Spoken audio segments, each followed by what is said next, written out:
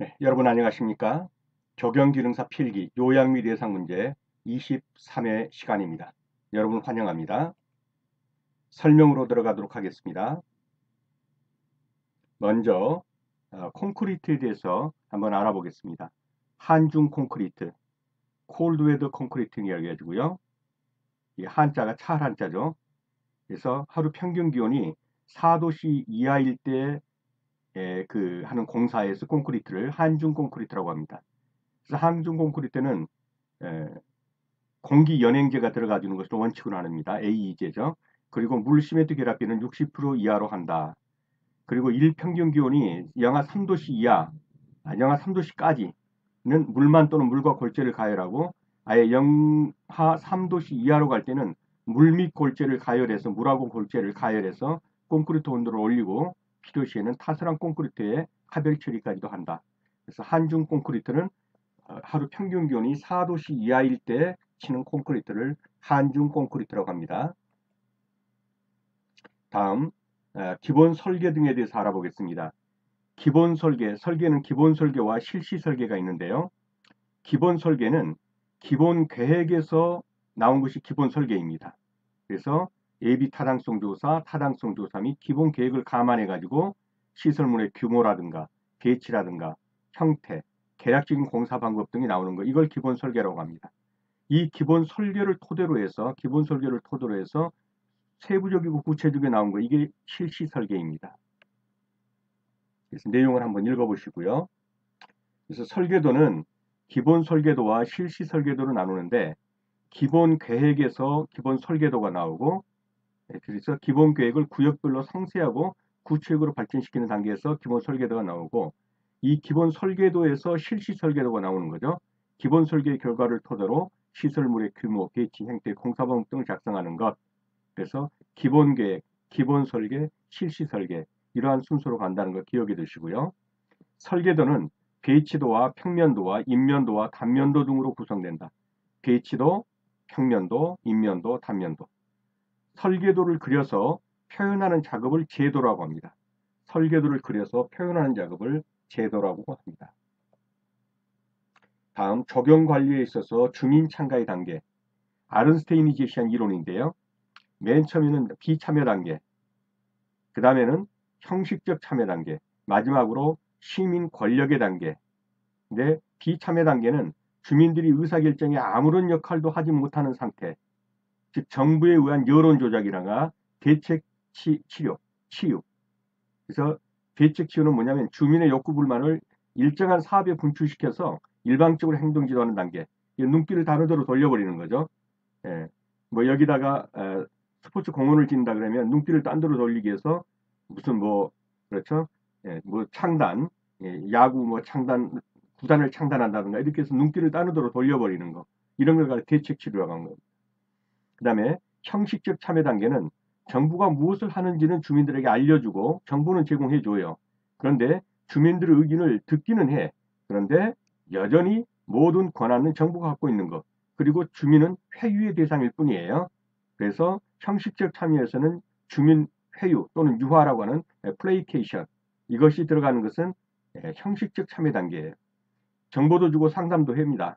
그렇지만 대상은 어떤 거냐? 정부가 원하는 대로 회유하는, 플레이케이션하는 그러한 단계, 이것이 형식적 참여 단계입니다. 마지막으로 시민 권력의 단계는 파트너십, 권한임, 주민 통제, 그래서 시티즌 컨트롤까지 가는 거예요. 그래서 그 주도권을 주로 시민들이 잡고 있는 거, 이것이 바로 시민 권력의 단계입니다. 이 부분 한번 읽어보시고요. 다음 불료지 제거를 보겠습니다. 불료지, 필요 없는 가지, 전정한다는 말이죠. 그래서 수목의 주지는 하나로 자라게 한다. 이게 주지죠. 하나로 자라게 하는 것이죠. 평행지는 이렇게 평행하는 거예요.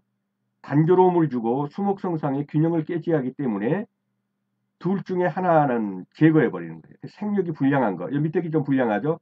요걸 제거해 버리고 요것만 키우는 겁니다. 이 평행지. 그다음에 역지는 제거한다. 역지는 이렇게 땅으로 향해 나는 거. 이거는 제거해 버립니다. 무성하게 자란 가지, 이 웃자란 가지 같은 거, 도장지 같은 거, 무성하게 자란 가지는 자란 가지는 제거해버린다. 그래서 수목의 주지, 이 주지죠. 이 주지는 하나로밖에 하는 것이고 평행지, 이 평행지는 단조로움을 주고 수목 성상의 균형을 깨게 하기 때문에 둘 중에 생명이 불량한 거, 나쁜 거, 요걸 제거하고 하나만 살리는 것입니다. 역지, 땅 아래로 향하는 것은 제거해버리고 무성하게 자란 가지는 제거한다. 다음 노각나무를 보겠습니다. 노각나무, 녹각과 비슷하게 생겼다 그래가지고 거기서 유래했다고 그래요. 그래서 노각나무는 지금 보시는 것처럼 7월에 하얀 꽃이 핍니다. 이렇게 10월 이후에는 단풍이 듭니다. 이게 단풍 활엽수예요. 수피가 아주 아름답습니다. 얼룩무늬로. 낙엽 활엽 교목입니다. 약 15m 정도 자라는 교목이죠. 교목이라는 건 키 큰 나무예요. 관목이라는 건 키가 작은 나무고 교목은 키가 큰 나무를 교목이라고 합니다. 그래서 다 자란 나무는 약 15m까지 자라는 교목입니다. 물풀의 나무 차나무과 수종입니다. 꽃은 7월에 백색으로 핍니다. 충남 이남의 높은 산에서만 자라는 우리나라의 특산물입니다. 그래서 낙엽, 활엽, 교목이라는 거, 7월에 백색꽃이 핀다는 거, 물풀의 차나무과라 수종이라는 거, 노각나무 수피가 얼룩무늬로서 아주 관상 가치가 있다는 거. 눈도장 찍어 두시고요. 다음은 맹문동을 보겠습니다. 내한성, 겨울을 나죠. 예, 찬 데서 잘 자라요. 내한성이 강한 지피식물. 지피식물이라는 건 지표면에 생육하면서 지면을 피복하는 생물. 그러니까 땅땅한 거죠. 이런 거. 이렇게 지피식물입니다. 꽃은 자두색으로 피어요. 6월에 자색꽃이 핍니다. 10월에는 이렇게 검정 열매를 맺습니다. 맹문동입니다. 눈도장 찍어 두시고요. 다음 병충해의 경제적 가해 수준을 보겠습니다. 병이 걸리죠. 그런데 병으로 인해서 오는 병충해로 인해서 오는 경제적 손실, 그 다음에 이 병충해를 막는 데 드는 약값이라든가 방제 비용. 그래서 병충해로서 오는 경제적 손실은 100만 원인데 이 병충해를 잡는 데 드는 약재라든가 이런 걸 해보니까 200만 원이 든다. 그러면 이걸 병충해 방제를 해야 될까요?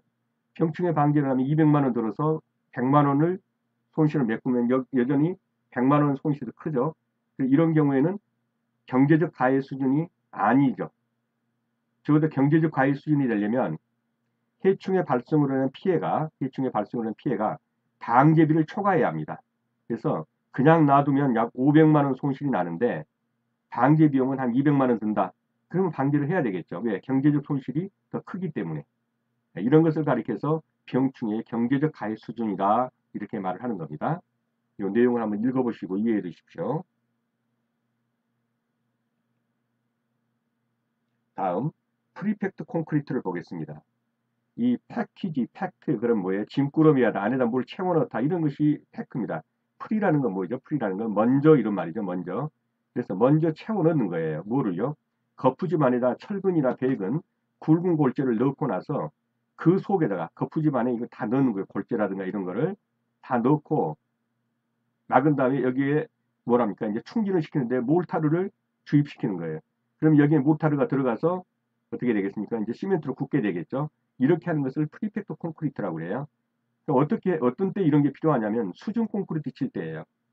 예, 물속에다 콘크리트 칠 때 거푸집 만들어 놓고 그 안에다 자갈이라든가 모래 이런 걸 다 집어넣은 다음에 여기서 몰타를 갖다 집어넣는 겁니다.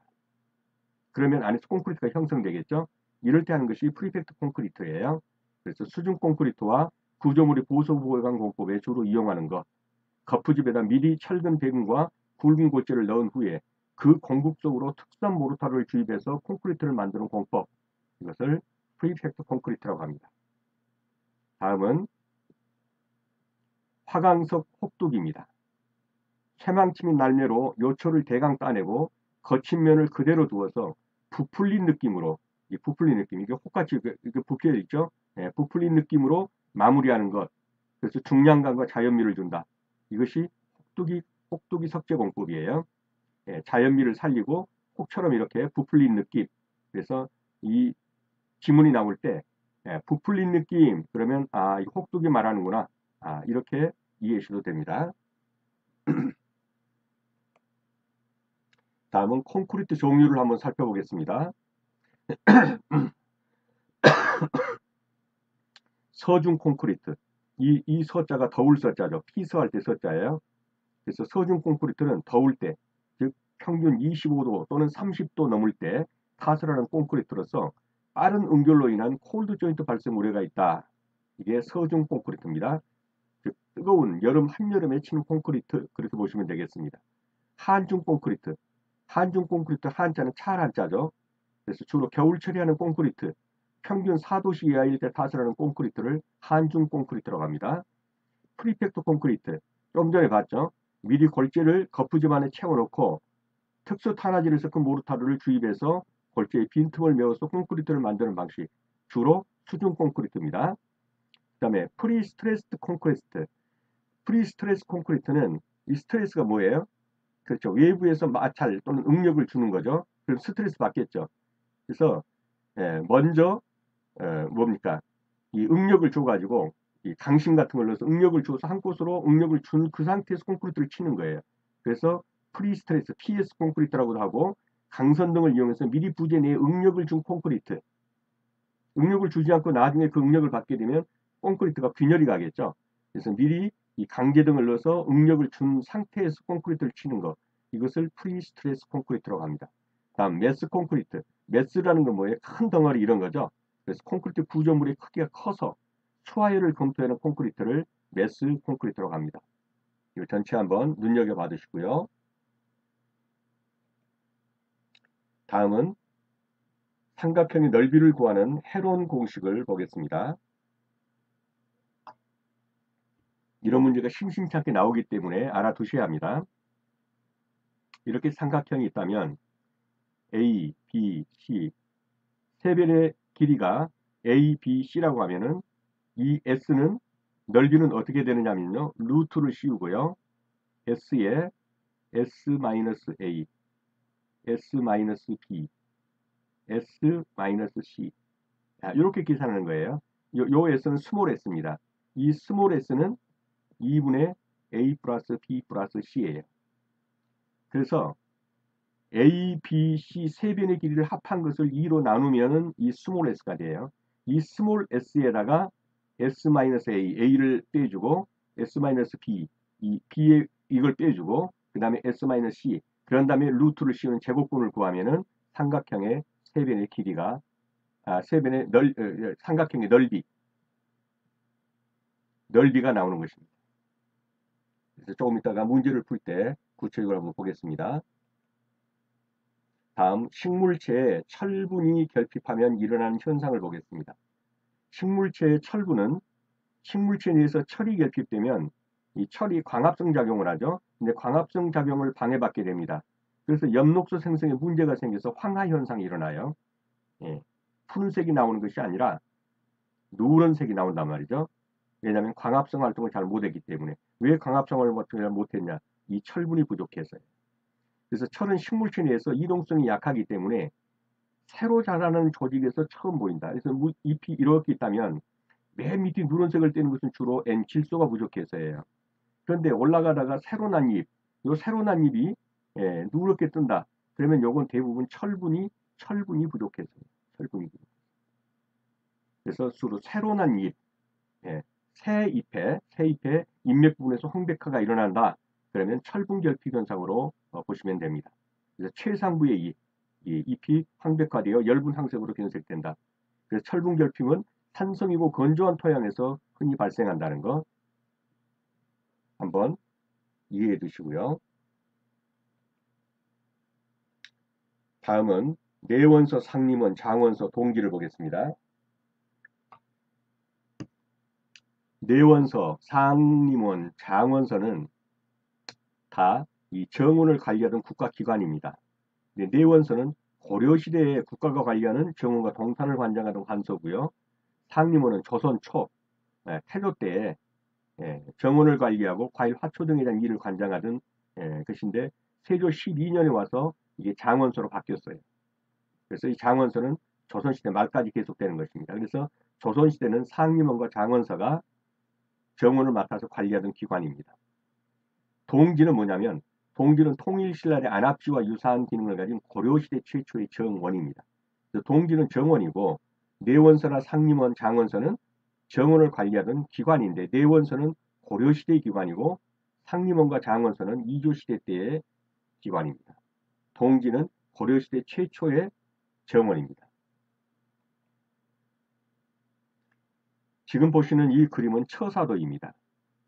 조선 후기 화원 하가인 이재관이라는 사람, 1784년에서 1837년까지 살았던 사람인데 이 처사도에 있는 이 사람은 벼슬을 하지 않고 시골 은야에 묻혀서 그래서 자연으로 귀속해서 은일사상, 은자는 은둔한다 할 때 은자고 일자는 편안하게 그래서 구태여 벼슬에 나가서 그 당파 싸움에 휘말리고 이런 게 싫어가지고 그렇죠. 시골 사냐에 묻혀서 산그늘에 앉아서 바람이나 쐬면서 이렇게 은일사상으로 점철된 이러한 시기에 조선 후기에 있었던 그림입니다. 이게 처사도입니다. 처사도 한번 눈여겨봐 두시고요.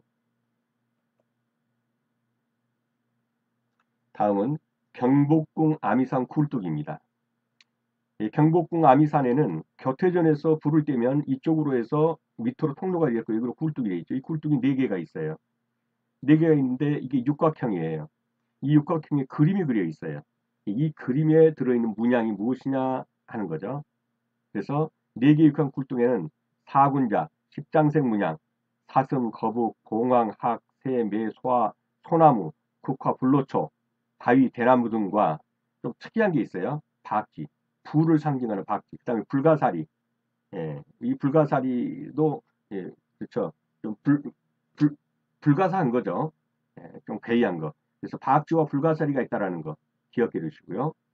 사군자 십장생에 박쥐와 불가사리들이 이 육각형 속에 문양으로 다 새겨져 있다. 기억해 두시고요. 자, 이제는 문제로 들어가서 한번 보겠습니다. 다음 설계도에 관한 설명 중 틀린 것은 설계도는 설계 과정에 따라서 기본 설계와 실시 설계로 구분된다. 맞죠? 기본 설계는 기본계로 부르기도 하고 실시 설계는 기본 설계라 부르기도 한다. 이거 아니죠.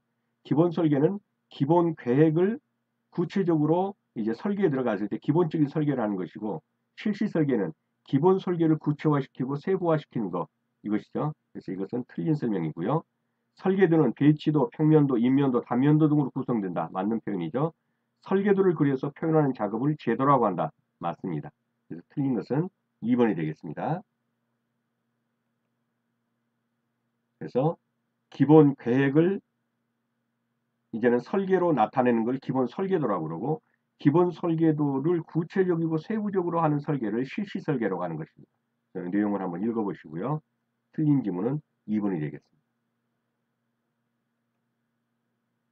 조경관리에서 주민 참가의 단계는 시민 권력의 단계, 형식 참가의 단계, 비참가의 단계 등으로 구분되는데 그중 시민 권력의 단계 가장 센 거죠.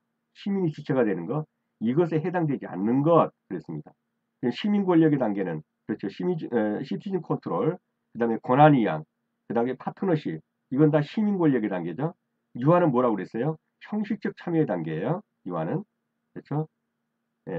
뭔가 정보도 제공해주고 상담도 하는 것 같지만 결국은 정부가 원하는 대로 회유하는 거예요. 유한한 회유죠. 회유.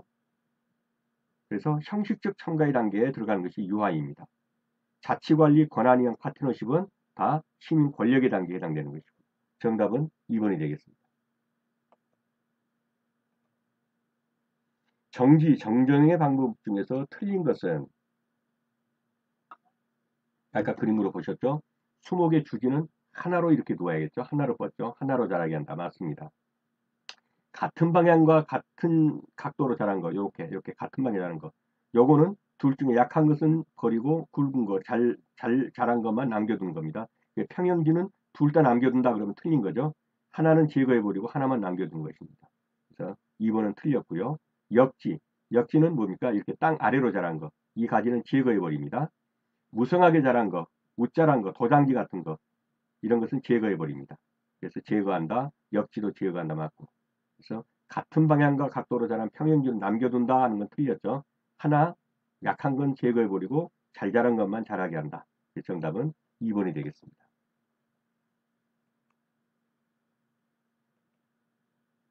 한중 콘크리트 양성에 관한 설명으로 옳지 않은 거. 한중 콘크리트는 뭐라고 했어요? 겨울에 치는 거 이렇게 보면 되겠죠. 추울 때. 찰 한자, 추울 한자. 그래서 골재가 동결되어 있거나 골재에 빙설이 혼입되어 있다면 그런 골재는 그대로 사용해서는 안 되겠죠. 왜? 얼음이 얼면 어떻습니까? 그럼 부피가 늘어나요. 근데 얼음이 얼어버리면 부피는 줄어들죠. 그러면 큰 공국을 다 메꾸지 못해가지고 뭐가 생겨요? 균열이 생기게 되죠. 그래서 이 얼어있는 걸 그대로 사용하면 안 됩니다. 틀린 것은, 옳지 않은 것은 1번이 정답이겠네요. 하루 평균 기온이 4도씨 이하에서 치는 콘크리트, 한중 콘크리트입니다. 한중 콘크리트는 공기 연행제, 주로 A제를 사용을 원칙으로 한 거 맞습니다. 물 결합제 비율은 60% 이하란다. 맞습니다. 그래서 틀린 것은 1번이 되겠습니다.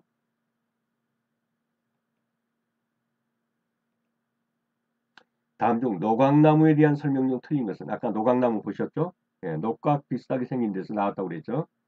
상록 활력관목이다. 가을철에 단풍 들었죠. 상록이 아니죠. 그 다음에 관목이 아니라 경목이었죠. 25m까지 자라는 그런 경목입니다. 그래서 상록도 틀렸고 관목도 틀렸습니다. 상록이 아니라 낙엽, 활력, 경목입니다. 그래서 1번은 잘못된 설명이고요. 물풀의 나무, 차나무과 수종이라 맞습니다. 꽃은 7월에 백석으로 피며 관상 가치가 높다. 맞습니다. 얼룩무늬 숲이가 관상 가치가 높다. 맞습니다. 틀린 것은 1번이 되겠습니다.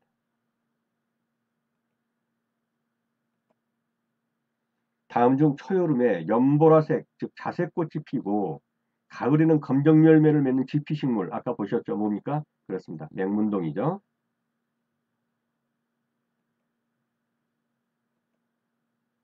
경제적 가해 수준이란 무엇이냐? 경제적 가해 수준이란 뭡니까? 병충해로 오는 손실이, 병으로 오는 손실이, 손해가 약값보다, 병충해를 방지하는 것보다 더 많이 드는 거. 그래서 병충해 방제를 해야 되는 거. 이런 말이겠죠. 그래서 해충에 의한 피해액이 방제보다 큰 수준의 밀도. 요게 경제적 가해 수준이죠. 해충에 의한 피해액이 방제보다 적다. 해충에 의한 피해액이 100만 원인데 이걸 방지하는 데 비용이 500만 원이에요. 그러면 그렇죠. 이거는 병충해 방지를 해봐야 오히려 손해죠. 안 하는 게 더 낫겠죠.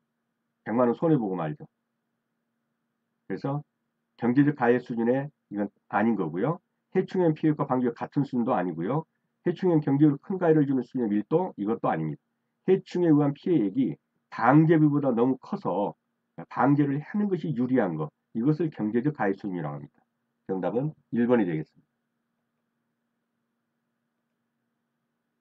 8번입니다. 미리 골재를 거푸집 안에 채워놓고 특수 탄화제를 섞은 모르타르를 주입해서 골재의 빈틈을 메워 만드는 콘크리트. 즉 수중 콘크리트라고 그랬죠. 뭐라고 그랬습니까? 그렇죠. 프리팩트 콘크리트죠.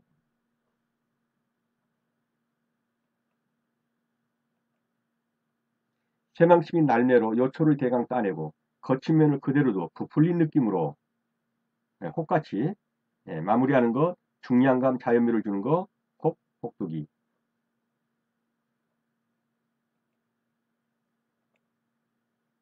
다음 콘크리트의 종류별 설명이 잘못된 것은 서중 콘크리트, 서자가 피서할 때 서자니까 더울 서자죠. 평균 25도, 30도가 넘을 때 타설하는 콘크리트로서 콜디전도 발생 우려된다. 맞죠? 한중 콘크리트, 찰 한자, 추울 한자. 추울 때 하는 거죠. 평균 4도씨에 타설하는 콘크리트. 맞죠? 프리팩트 콘크리트. PS 콘크리트라고 하면 PS 콘크리트, 프리 스트레스 콘크리트란 말이죠. 이건 미리 응력을 주는 콘크리트라는 표현이에요. 강선 등을 이용해서 미리 부진에 응력을 주는 콘크리트. 이것은 뭡니까? 프리 스트레스 콘크리트죠. 프리팩트 콘크리트가 아니죠. 그래서 정답은 틀린 것은 3번이네요. 매스 콘크리트. 콘크리트 구조물의 크기가 커서 수야를 검토하는 콘크리트 맞죠? 프리팩트 콘크리트는 뭐예요? 미리 거푸집 안에다가 골재를 채워놓고 나중에 몰타를 여기다 주입하는 거. 이것을 프리팩트 콘크리트라고 그랬죠. 그래서 주로 수중 콘크리트를 칠 때 하는 것이다. 그래서 정답은 3번이 틀린 것입니다. 다음 삼각형의 세 번의 길이가 각각 5m, 4m, 5m라고 하면 면적은 얼마이냐. 자, 그런 공식으로 봅시다. 세 변의 길이가 5m, 5m, 4m라고 합시다. 근데 하여튼 자, 이렇게 되면 이 넓이는 어떻게 된다고 그랬어요? 대문자 s는 루트 스몰 s, s-a, s-b, s-c 그랬죠? 자, 근데 s는 뭡니까? s는 2분의 a 플러스 b 플러스 c예요. 그러면 s는 2분의 뭡니까? a, b, c를 더하면은 5 더하기 5 더하기 4죠. 14죠. 그러면 s는 7이에요. 그러면 결국은 이렇게 되겠죠. 넓이는 루트 7에서 7 마이너스 5. 이게 7이니까 s가 7이니까 7 마이너스 5 그러면 2죠. 그 다음에 또 7 마이너스 5 그럼 여기도 2죠. 그 다음에 7 마이너스 c 여기는 4죠. 그러면 3이죠. 이걸 다 하면은 2는 4, 4, 3, 12. 7 곱하기 12면 84죠. 자, 루트 84. 제곱근 값을 구해보면 어떻게 될까요? 99, 81. 9점 몇 되겠네요. 그래서 아마 이 답은 9.2가 되겠습니다. 그래서 84의 루트 값을 구해보면 답이 나오겠죠. 그래서 삼각형의 세 변의 길이를 알면 그 넓이를 구할 수 있는 거. 지금 말씀드린 요것을 스스로 한 번씩 풀어보시기 바랍니다.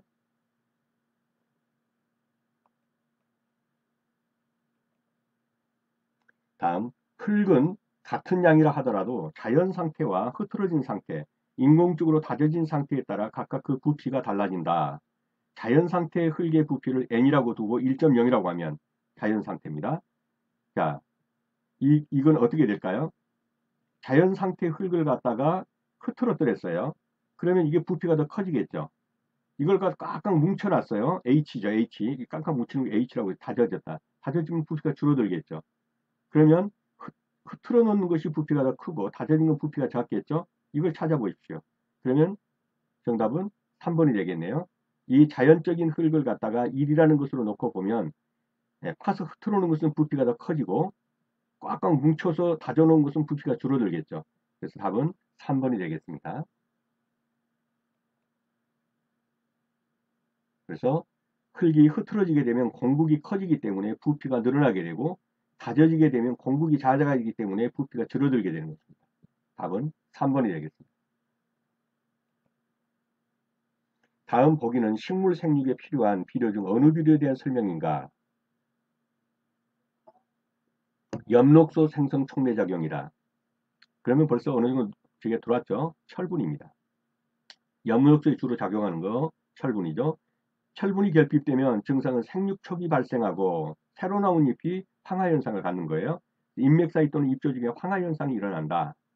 비단무늬 모양이 생기고 활력소는 잎과 가지 크기가 작아지고 조기 낙엽 현상이 발생한다. 무엇입니까? 예, 철분에 대한 설명입니다.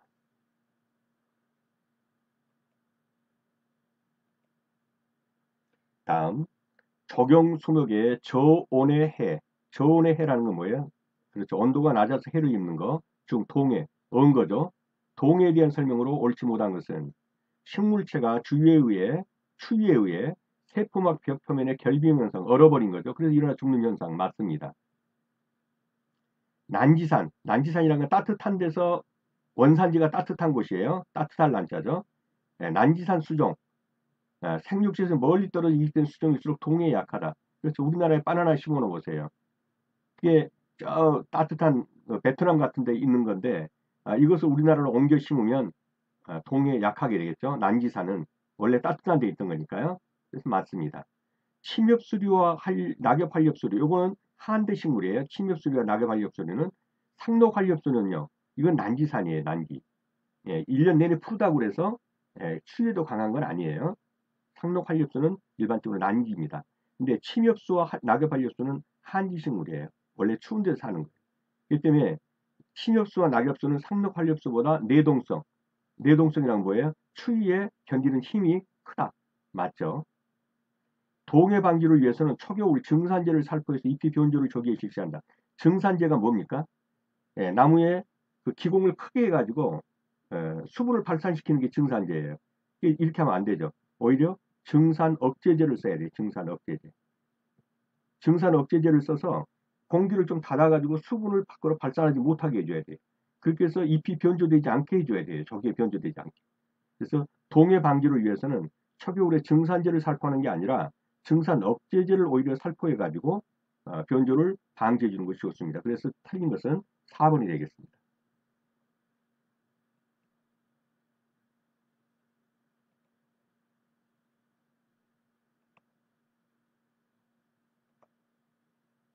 좋습니다. 자, 동해 예방을 위해서 초겨울 시드름 방지제, 즉 증상 억제제를 살포해서 잎의 변조를 방지해 주는 게 좋습니다. 그래서 증산제를 사용한다 하는 부분은 틀렸습니다. 다음, 우리나라 고려시대 최초의 정원이라 할 수 있는 것은, 자, 내원서, 장원서, 상림원은 다 뭡니까? 이거는 정원을 관리하던 기관입니다. 정원 관리하던 국가기관이에요. 내원서는 고려시대 정원 관리하던 기관이고, 상림원은 조선 초기 정원을 관리하던 기관이고, 장원서는 예, 세조 때부터 조선 말까지 정원을 관리하던 기관입니다. 동지는요, 고려시대 최초의 정원 자체입니다. 정원 자체. 답은 4번이 되겠습니다.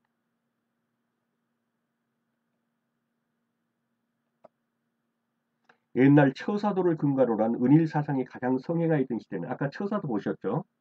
예, 나무꾼을 안에서 한가하게 쉬고 있는 선비, 예, 관직에 나가지 않고 은둔하면서 편안하게 일생을 보내겠다. 이걸 근거로 은일 사상이 성행하던 시대는 조선 말기입니다. 그래서 조선 시대라고 봐야 합니다. 처사도가 조선 말기에 그려진 그림입니다. 17번입니다. 조선시대의 교태전, 경복궁 고태전이죠. 교태전. 교태전 후원에 아미산이 있죠. 경복궁에. 육각형의 굴뚝이 있는데 4개가 세워져 있어요. 그 굴뚝에 새겨진 문양이 아닌 것은 그랬어요. 아까 봤듯이 십장생하고 사군자 그리고 불가사리 박쥐가 있었죠. 좀 특이하게도요. 불가사리 박쥐가 있었어요. 없는 것은요. 반송이에요. 그래서 17번의 정답은 2번이 되겠습니다. 네, 수고 많으셨습니다. 다음 시간에 다시 뵙겠습니다. 감사합니다.